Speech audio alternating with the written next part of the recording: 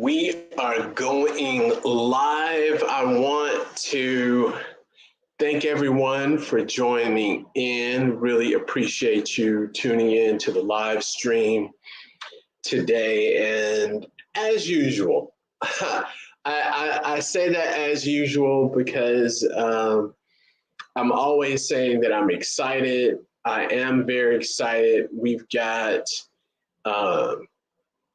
Matthadouken coming back to have a conversation about something that I think is very important that we've gotten a lot of questions about, and that is the metaverse. And one thing I wanted to say about the metaverse is that we think about this. It's really an evolution, and an evolution from virtual reality. So when we talk about what was known as XR technology, a combination of virtual reality, mixed reality, augmented reality, a lot of the technologies that we use, they comprise what we know as the metaverse. And it's gotten a lot more traction, especially after Mark Zuckerberg came on and announced that Facebook changed its name to Meta, and that's going to be a huge focus of the company. You've seen many other companies come in and talk about their focus on the metaverse, and that there's going to be a shift from the way we use the internet and the way that we connect with each other, and we'll be having these virtual spaces or metaverse. And I think really the metaverse, as we talk about it, it already exists in one form or another. So you may hear many people talk about video games, of course, Fortnite and other games where you're able to connect and communicate, join with others. If you are using VR headsets, so you've got an Oculus, you're using that, you're able to connect and have spaces and rooms where you can meet with friends. There's Netflix, you can watch movies together, listen to music, hang out, chat rooms, so virtual chat rooms. So there are all these spaces and places that you can go already to connect. And one thing that we don't see with the metaverse is the connection. So when you think about different video game worlds, being able to move from one video game world to another, or if you're in Oculus, to go to the sandbox, from the sandbox to Decentraland with your avatar, and to actually travel to these different worlds, really like you travel or connect it with web pages. You're able to move from one web page to another. We're not able to move from one virtual world to another, but as it stands right now, we're able to go into virtual worlds, and we're able to connect in these worlds as we speak right now. How this will impact us, now that's a different thing.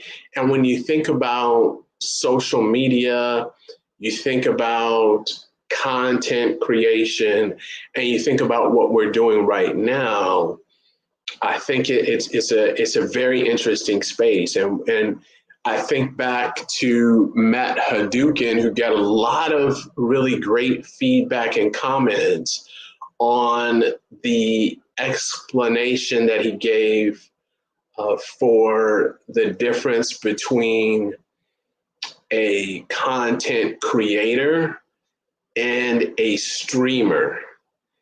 And I thought that was that was very eye opening to me. Of course, he's a streamer. He does do some content creation, but it's interesting to think about how content creation, of course, and streaming will play within the metaverse. And after that conversation, what we were the plan to talk about today is um, um, is that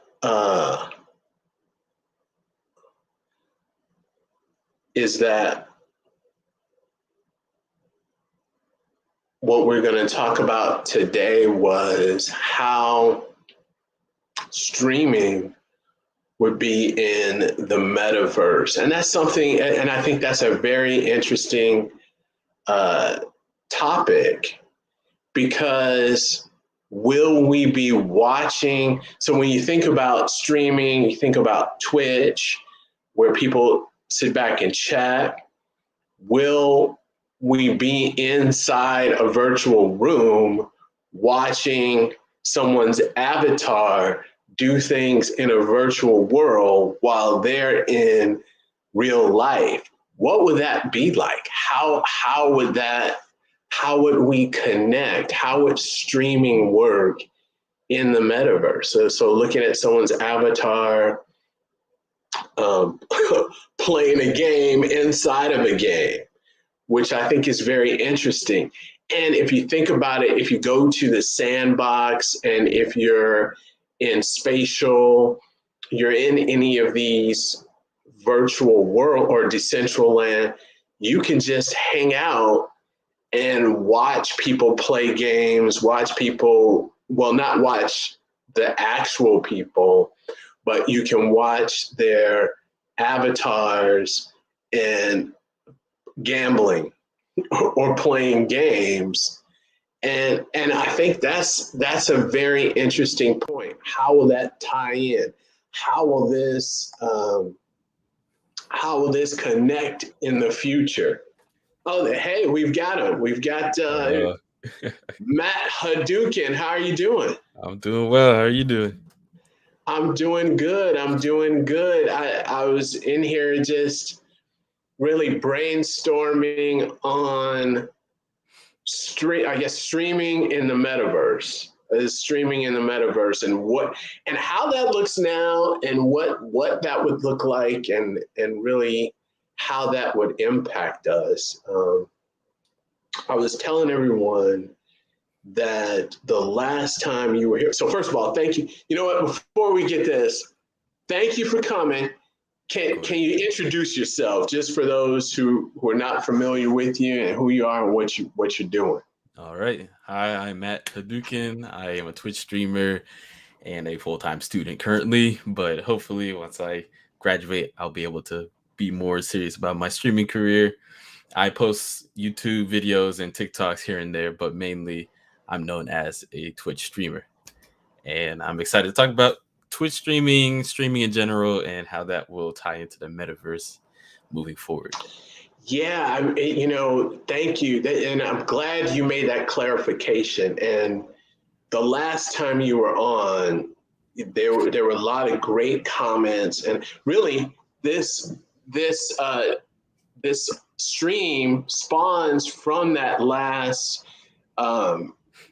conversation, where, because we got a lot of great feedback on how you explain the difference between a content creator and a streamer, because you introduced yourself you said, I'm a Twitch streamer.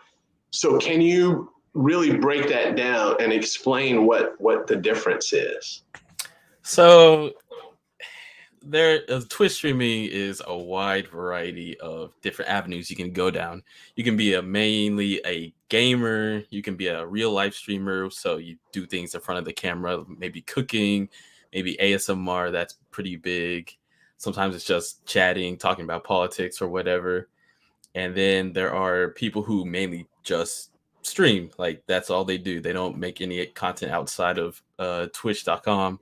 So that's why I say, you can be a content creator and a streamer, or you can just be a streamer, or you can do any sort of combination of the two. But streaming is just, in the plain sense, it's just sitting in front of a camera and interacting with a chat, like how we're doing right now.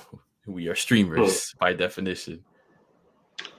Well, we're streaming, but here's the interesting. Once we're done, there's going to be the recording, and it creates the content. Exactly. You're a content creator and a streamer.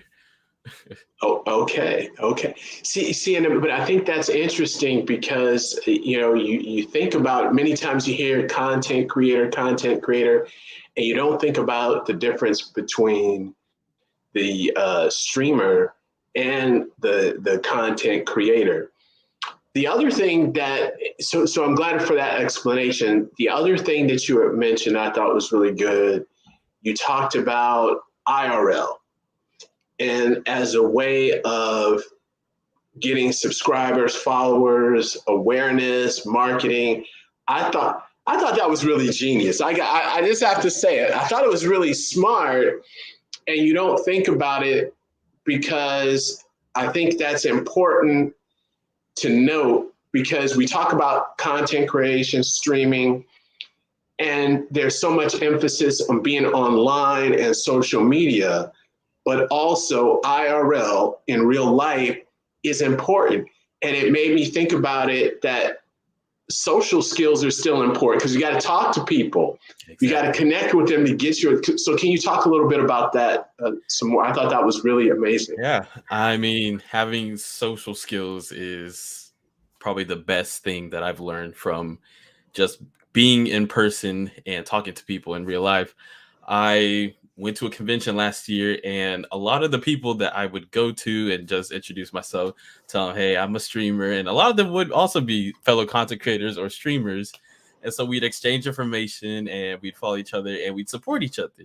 And building a pretty solid network of people who are either in the similar field, or they just want to support you, whatever endeavor you're going on.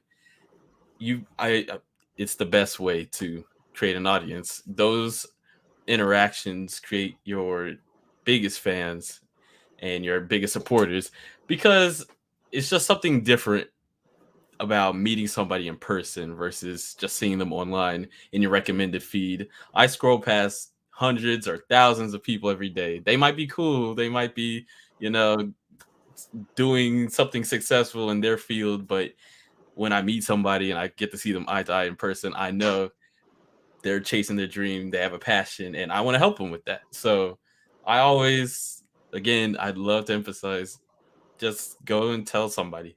Just tell somebody what you're doing. It won't hurt for them just to check you out. They can drop a follow and never check you out again, or they could stick around. What's the risk? So do you think as we move forward and progress, there'll be more of that IRL and virtual, where people will be streaming, and then maybe you'll go and have a live event, and then live event stream? Or do you think that those two will go hand in hand? When you get to a certain level, I think so. I mean, I've always thought it'd be cool just to do a meetup with the 5 couple people that watch me here and there. But when you get to a certain level, those live events, they are very necessary, because your fans want to see you in person. That's why a lot of big streamers, big content creators, big YouTubers, they go to conventions and they host pop-ups. I was doing some research today, actually, about how the streaming would interact with the metaverse, and I'm gonna bring it up later. But this one, it's like a house of gamers on YouTube. They're called Offline TV. They hosted a in-person pop-up event where you could go in, you can meet them, you can take pictures, you can talk, ask questions, and they did something similar to that in the metaverse. But I'll get to that later. But yes, I do believe meeting people, meeting your content creators, whoever you support in person, it's a part of the job, and that's why having good social skills is very important in this line of work, at least. And that's, I'm glad that and that's some of the things you learn in school. You have those connections, you're talking to people, you're interacting, networking really is what it comes down to. So I guess we get to the meat and get to the entree. So you had the appetite, let's get to the entree of this. And before you came in, I was really just having a brainstorm, thinking through my experience in the metaverse, in some of these virtual worlds. And I was thinking about the sandbox. So I've gone in the sandbox, and you can hang out in there, and you can go and you can watch. And I made the mistake of saying watching someone you're not watching them, you're watching their avatar gamble. So there's gambling and stuff. So you're watching them to play games. So, we got Shook Focus is here. Okay, hello, Shook Focus. Hello. And you're watching them play, but you're not exactly watching them. Mm-hmm. So then I'm thinking, is it streaming? Because I'm not actually watching the person, I'm watching their avatar, and it's just interesting the way things are developed. So I want to hear what's your take, Matthadouken, on the streaming and the metaverse. Let's hear it. So it's still very new, this whole metaverse concept, and I think the possibilities are honestly endless. But if I were to take what we have already and just equate that to our idea currently of the metaverse, then yeah, I'd say that's a similar experience to what many will see in the future. Just watching somebody interact with, whether it's a game or gambling or just an experience. I feel like a lot of these streamers, content creators, they advertise experiences other people would have, and they live vicariously through them. So I'm going to bring up this one example. So I mentioned earlier the offline TV at the House of Creators. They hosted an in-person pop-up shop, and they also hosted one. I did not know about this until I looked it up recently. Actually, they hosted an online in the metaverse pop-up shop where people could have their avatar and walk around and look at pictures, leave nice notes for the creators. And if they get lucky, they can be online at the same time as one of their favorite creators and actually talk to them in person or in your metaverse world. And I'd say it was that experience that kind of displays, how we're going to take something from, already a real life experience. You could go in person to a pop-up shop and meet somebody, or you could do it online. But I feel like there's also a very narrow view of the potential that this concept of the metaverse has. I was reading a couple of comments. They were talking about how it was kind of boring because at the end of the day, you're just, walking around a small little room online. And a lot of people were talking about how they didn't really put a lot of effort into the environment. And I was like, that is so true. You don't have the limits like you do in real life. When you're online, they could have made it a lot more creative. It could have been exciting for you just to be there instead of a small box like a real life room would be. So if you're asking me what the streaming will look like in the metaverse, right now I still say it's too soon to, draw a clear picture, but taking experiences like that we enjoy today and translating that somehow into the metaverse is what I see the future being. Now, what does that look like? It could be literally anything at this point. But what do you think? Is that a good enough answer? That was great. I think, I was really thinking about this, and what I try to do is look at different angles. And one of the angles that I was thinking about that would give it traction, because you're absolutely right. You have these rooms, these spaces, some of them are small. I think of spatial as being a small room you're in. And however, when I think about streaming and I think about, we've got a question in a second, but I think about monetization. So I thought about the announcement that Facebook their DAO, their daily active users, dropped. Mark Zuckerberg is saying they're facing stiff competition. Mm-hmm. And I said, well, what is the difference? YouTube is booming. TikTok is growing. But what's the difference with TikTok, and YouTube, and Instagram? Monetizing. You get enough followers on TikTok, you part of their creator fund. YouTube, you get 1,000 subscribers, you're monetized. So, and Instagram, where's the there's the clout, there's the social capital, but where show me the money. Where's the monetized? So I think with the streaming and with it taking traction, I think there has to be some type of some money involved. So some type of money involved. So I think it will take off, and I think people may overlook some of the setbacks if there's some type of monetization. There's some type of reward there. I think. I want to go to this question. This is coming at you, Matthadouken. All right. Do you think they could do some type of spectator mode where you see what the player is seeing? You see what the player is seeing. So I was thinking about that too as well. And I think I think that's possible. How they will be able to translate that into what you're seeing versus the person that you're trying to watch. It depends. If you want to do it in VR, they're going to have to, be sure to control certain things to reduce motion sickness. But if you're just talking about their display on your display, then yeah, that's definitely possible. And I also see that as being a sort of avenue for future experiences being watched in streaming in the future for Metaverse, because there's people already today who like to it's called in real life streaming. Literally, you're just walking along with the person and they have like a camera on their shoulder and you see what they see, you see how they interact with people. So if they were to translate that to the Metaverse, I see that being very realistic. But good question. That's a good question. Awesome. Yeah, Shook Focus comes with a great question. I got a shout out. Underdog Crypto is here. Right. Shout out to the CIC. And you mentioned something, Matt, you bring some great points, and I'm going to hone in on that one. You mentioned that VR sickness, and that is real.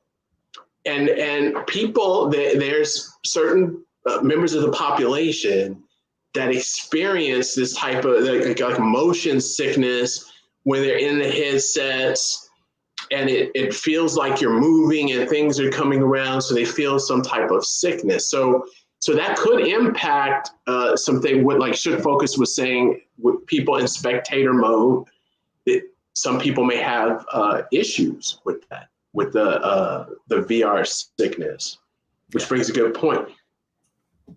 Do you think that'll be an impact on adoption or streaming? I definitely think that's being thought of. It's not going to be ignored. And even today with just, the Quest and the VR headsets that are already out, they think about things like that. And it's a lot of the motion sickness is due to the image that you're seeing is not connecting with the motion that your brain is feeling. So as computers get better, they'll be able to keep up with the process of your brain. So you'll be able to connect the dots. Basically, when there's a disconnect, that's when you feel motion sickness. You feel like you're falling one direction and the screen hasn't able to catch up with you. But as technology improves, those problems should go down as well. And a lot of technology is being invested not just into VR, but also AR. So maybe if if VR is not for you, then augmented reality is coming as well. So I believe that will be a pretty close replacement to just having a headset on your head. But like I said, technology changes so quickly. So how they will keep up with the problems that will arise with VR, I think they'll be able to address those issues. Yeah, and it's good to think about that. And another thing with the technology advancing, I think about today, we've got 5G, so we went from 4G for 4G, 3G. But you think about when we have these leaps in technology, there's great advances, the metaverse, so we're moving into the metaverse, but there's divides. There's haves and have-nots. So do you think there will be a gap with the metaverse or some type of digital divide with the metaverse, and who has it and who's streaming and who's able to get in these worlds? Well, yeah, with most new technology, there usually is that, first adopters. They're usually the people who can afford the high-end technology. And then as it becomes more common, the technology improves, you can drop the price, and then more of the middle and lower class can buy these things. So right now when it comes to VR, it's doing all right. It's at a price of like $3.99, which if you save up, most people can afford one. But when it comes to newer technology, yeah, there's going to be a divide for some time. And I mean, I don't know how to fix that. That's just kind of how technology works currently in our country. But I was listening to somebody who said it's better this way because those who adopt first usually are the ones to work out all the bugs and kinks. And then when a product is actually solid and good and there's not a lot of bugs left, then that's when the general population is able to purchase something like that, and there will be fewer issues. So they say let the people who can afford the expensive technology deal with the issues that come with it, and then once it's worked out, then we can enjoy. That's a good point. And then Underdog, he was saying that absolutely there'll be a divide, and it's happening as we speak. That was a great, and this is to throw this in with the metaverse and to think about that. You made a great point with the hardware. So you've got a lot of the early adopters, they're buying the hardware, they're giving the feedback, they're working through the kinks and pushing through for the masses. But at the same time, if once you get the hardware, you still have to have that internet. And if you don't have that high speed or the right, I want to say the high speed or the right speed internet, you won't be able to really use the hardware. And just from the education standpoint, I don't know if you see this at your college or institution. There's some students, they don't have internet at home. There's some students, they don't have internet so they can do their homework. Everything's on the computer. So they have to go to, they'll go to Starbucks or somewhere to use, the Wi-Fi in order to have that high speed access, or they'll have to use their mobile internet and then try to do homework on their phone. So, but that's a great point with the hardware and tying that in. I've got another question for you. Do you think with the metaverse, virtual reality, because we were talking about spectator mode, do you think there's going to be more of a push towards the streaming part where people are watching people or watching what they're doing or seeing things like drones versus the content creation? I think both are going to be successful in the future, because right now they are successful because, like you said, not everybody has the tools to, have these experiences maybe in VR or just with higher speed internet. They can't load up certain games, so they'd rather watch somebody and kind of live vicariously through their experiences. So imagining a world where everybody's in the metaverse, would they prefer to consume the content versus actually be there? Is that what you're asking? Or are they still going to consume it the same amount as we are today?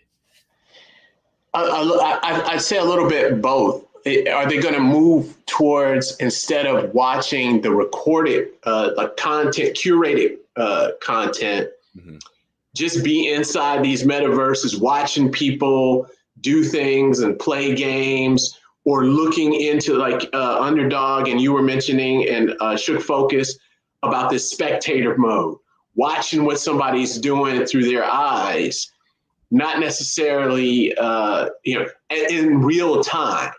So not necessarily watching some recorded content, but just seeing what they're doing, you know. Okay. I think what the difference between like a YouTube video and streaming, I'll relate it to this. Yes. I can sit down and watch a streamer maybe for 2 hours or just have it run in the background. But when I watch a YouTube video, I'm actively learning something or I'm watching something to observe what they made. Mm. So if it were to translate into VR experiences, I think they both consume the same amount if we were to translate in that way. However, it'd be for different settings. Like if I was just already there and I was like, okay, I want to check out what somebody else is doing and I look through their perspective, then I can. And who knows how long? Maybe I'll sit for an hour to see what they're doing. Maybe it'll just be 5 minutes and I'm like, okay, they're not, whatever they're doing is not exciting me. I'll go do something else. As for just watching like flat screen videos or something like that, I don't see it. I don't see a reason why it wouldn't still be successful in the metaverse because you can't always be there. Like as much as some people can envision themselves living in the metaverse, eventually you have to step out. So I think for the time being, those two mediums will be safe. Now, if something happens and now we have implantable contacts where we don't have to leave the metaverse, we're always logged in, then that might be a different story. But I think there will be a place for everything, at least where we're going currently. That's interesting. And I want to ask this question. We're getting close to our time, but I wanted to, because you get fired up on this. What motivates you to stream? So I guess this is a couple part question. What motivates you to stream? And what platform do you think is the best for streaming? Oh, and I got another one. This is a 3-part question. And what type of streaming do you enjoy the most, or do you get the most engagement? Because I know you do. You play games with you play games, but you also play games with your followers. So I'll be quiet. Okay. Okay. So the first question, what motivates me to stream? That was the first question. All right. Mm-hmm. I think it was just something I thought of as a child. I've always wanted to be involved in the online creator space. I didn't know where I'd fit, but I started out just making YouTube videos. And as much as I like to, edit and upload a video, sometimes the payoff isn't as big as you hope for. I know most people tell you got to keep doing it. And I'm like, okay, I will. But sometimes I want a little more instant feedback. And so when I saved up money, I got my new computer and I was like, all right, I want to try streaming. I had no plans or goals. I just started, I pressed live, and then a couple people would trickle in and I'd be talking with them. I was like, these are real people that are interacting with me, and they don't care that I have like 50 followers and I just, signed in to play some RPG game. They're hanging out and they're having fun. And I was like, that is so cool.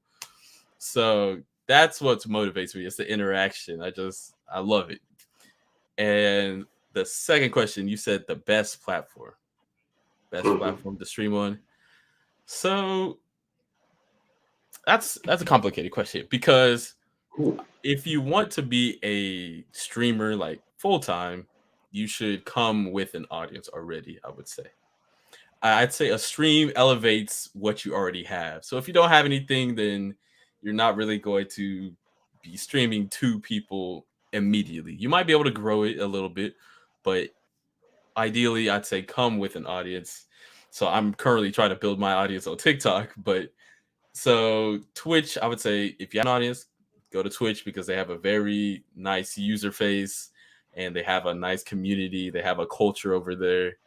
YouTube would be second, because if you have content on your YouTube channel, then it'll automatically notify your subscribers when you're live, and their interface is not too bad. And I haven't checked out Facebook streaming or any of the other streaming sites, so YouTube and Twitch are the two that I know of the best. So I'm going to talk about those two. And your last question, I'm trying to remember which one was your last question. I think there was like a third part to the second question. Yeah, I think the third part. Oh, okay. Well, I'll let Underdog take this one. He Okay. said Esports Fight Club did this with a game called Valorant. Made millions with this model. People watching others play and compete in this online game. Okay, I remember your third question. And to note on that, yes, I do love also playing Valorant, and watching esports in Valorant is so exciting. I see esports also becoming big in the future, but I'm sure we could talk about that another another video. But my I'm gonna answer your question and then I'll talk about the Valorant in a bit. So my favorite content to stream is, I would say, is whenever I play a game that I have either bought on my own time, because as much as I love playing games that my audience chooses, they're not the most exciting. You could only go so far with like a wide multiplayer game. So whenever I'm doing something and I have my chat that's enjoying what I'm doing, that's when I'm at peace. But I have fun playing their games too. I love giving back to them. It's the least. And so yeah, Valorant is a big game currently. They're making a lot of money just based off of your consumables. They made some money off of me, I'm not gonna lie. But yeah. Esports is where it's at. So you said something about TikTok to Twitch. How does that work? Can you explain that to everyone? So if you were to take a look at my TikTok account, you might not be able to realize I'm a streamer. But so right now, what I'm trying to do is just make my own type of content on TikTok. I'm going more the comedy route, the relatable comedy, because it seems like that's the easiest that takes off on that website. Build up my audience a little larger, and then I'll mention to them, hey, I'm stream. If you want to hang out with the guy that's making you laugh, making the jokes, then come over to the stream, and then hopefully that will be able to move people to other platforms. Whenever I have more time, I would imagine posting YouTube videos as well. But editing a YouTube video, and since I don't have a hired editor, that takes up a lot of time, and I'm also in school, so I have to just delegate my time as best as possible. So right now, TikToks, I can just film one in like 30 minutes, shoot it out, see how it does. I posted a TikTok actually last week and actually took off. I was very Hey, surprised. Yeah, it got like 2 million views on that. hey, So congratulations. thank you, Awesome. thank you. We'll see who That sticks that around. See, that's good. So I hope you're studying marketing because you're making funnels. Yeah, I You're am. making, so that is great. And we got a good question. Should focus. He is asking, as the hangout areas in the metaverse become more popular, could you see streamers creating their own hangout spaces for subscribers? That's a good one. Good one, Oh Should yeah, focus. oh yeah. So we mentioned this a couple of streams ago, but I mentioned how there could be, or there are, you mentioned there are existing things where you can buy a ticket to have access to kind of like an own club or something. And for content creators, content creators are their own business. They are the face of their business. So if they wanted to open up their own, instead of going to somebody's channel, you go to their room, their space, and you hang out, and you can, if they want, because people on Twitch, they subscribe for a month and they have access to like emotes and stuff. You can subscribe in the metaverse, you have access to the room, you can talk to your creator, you can hang out. I see no reason why that wouldn't become a reality, and I guarantee it would become a reality. I guarantee it will. Content creators are always trying to find ways to monetize, and I see that being no exception. That was a good question, though. Very good. Yeah, having it. So with that, with the metaverse, if that does become more popular, do you see a threat to exist? Like we're on YouTube right now. Do you see it being a threat to TikTok or to YouTube, where the content they're leaving? Like, why should I be here? I can go in the metaverse and monetize and put up my own paywall, and people come in my own room. And do you think that'll be a big threat? Honestly, I think these big companies, are already thinking about ways to to handle that if they don't have their own space, and maybe hey, they can put up YouTubers. You know, you can't afford to host your own space. YouTube has spaces available. You just buy it from us. You have your audience come over here. It's in our neighborhood, but it's your house. So I can see that becoming a real thing. You mentioned how TikTok, yeah, a lot of people I noticed they get big on TikTok, including this is kind of my plan. They get big on TikTok and then they move their audience off of TikTok because they want to grow somewhere else. But I also see TikTok right now, it's kind of in a lane of its own right now. They don't have too big of competitors that are actually doing damage to them. Like YouTube put out their shorts and Instagram has their reels, but right now TikTok is kind of owning the game. So if they have a better way how they can retain their creators, like hey, don't boost yourself on TikTok to become a YouTuber, boost yourself on TikTok to become a TikToker. I feel like they need to define the career of a TikToker a little better, and then they might be able to have some more retention. That was a good one. That's a whole nother topic right there, because you think about it, they're really helping. People are coming there to go somewhere else. Yeah. You know, people are coming there to go somewhere else. So I think that's interesting. What about I think about fan base. I don't know if you're familiar with fan base. Which is founded by Isaac Hayes Jr. It's an African-American social media platform. Triller, so you have these competitors. So that is very interesting how you mentioned that about that strategy. And so, because I thought about fan base. Fan base is great, but you'll see Isaac Hayes Jr. on Instagram and other platforms and on Clubhouse in particular to get people from there to go to his platform, So that is a very good, which monetizes.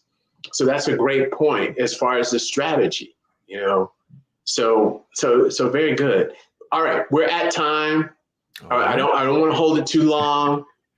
So before we go, you had 2 million views. So we got to celebrate that. What was the video about? How can people find that TikTok? We got to see that TikTok video. How can they find it? My name is Matthadouken on all my socials. So on TikTok, just type in Matthadouken. You just scroll and it should be pinned on the top of my profile. So go ahead, check it out. Leave a like, leave a comment. I'll be sure to reply to y'all. But yeah, I'm just Matthadouken on everything: Twitch, YouTube, TikTok. So where do you want people to go? To TikTok or to Twitch or to YouTube? Where's your funnel? Where are you leading them to? For now, I'd say go to my TikTok. If you want to support me on TikTok, that would be perfect. Awesome. That is great. You got to get into the metaverse and start streaming in the metaverse. Okay, we got crypto, Underdog Crypto. He's saying, AKA not safe for work is connecting people to the specific content creators. Again, you both are on spot. The content creators can create their own ecosystem and select their content. That's a great thing. Thank you. NSFW. That is good. Because you think about it, just on that, you think about it, really, when you think about YouTube, you think about these platforms, you got 2 million views, which means that people are coming in, they're on TikTok, they're watching this, and they're getting money from that through the advertising. And then what's the payout for the creator? So I think that was great. That's another time, the equity with that compensation. I think that's a good one. Shook Focus said, thanks, Matt. So and thank you, Shook Focus, Underdog, for stopping by. For being here. Thank you for the questions. Oh man, it's great. Thank you everybody for coming by. You gotta follow. Wait a minute. When are you on? Hey, thanks, Michael. When are you on Twitch? When do you stream on Twitch? So right now I'm currently on break because it's a tough semester. So I'm focusing mainly on classes, but I would say around May, I'm gonna get back up and started. That's why I'm focusing on TikTok right now. And then whenever but classes ease up and I can start streaming consistently again. I don't want to just stream once and then not do it again. I want to go back to back. So I'd say in May. So for now, just go to TikTok and leave a like. I greatly appreciate it. Yeah, I've got to say this, and that's the marketing mind right there. So you got the marketing strategy, and I've watched you Twitch many times. He's good, and he's got a following.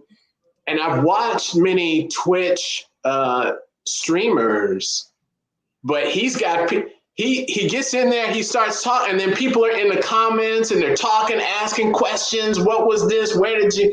I'm like, wow, and it's like it's like a party. It's like you're in a party. Because you got so many people in that chat, and then you're playing the game, and then he was in there playing a game with somebody, and then they were talking, and then I was like, wow, it's amazing. It was like a show. It was better than a show because you got all these things going on. So awesome. Thank you, everyone. Thank you for watching. Until next time. It's been great. All right. It's been great.